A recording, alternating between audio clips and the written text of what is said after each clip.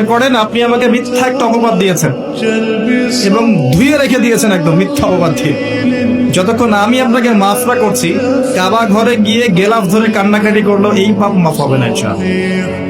এই অবস্থায় মৌত হলে কি হবে? পরকালে দেখবেন আমি দাঁড়িয়ে আছি আপনার জন্য, আপনার হিসাব হচ্ছে, হিসাব শেষ। আপনি সালাত, সওম, হজ জাকাতের নেকি নিয়ে উঠেছেন, কিন্তু দেখছেন আমি দাঁড়িয়ে আছি, আমার মতো আরো 10 জন দাঁড়িয়ে আছে।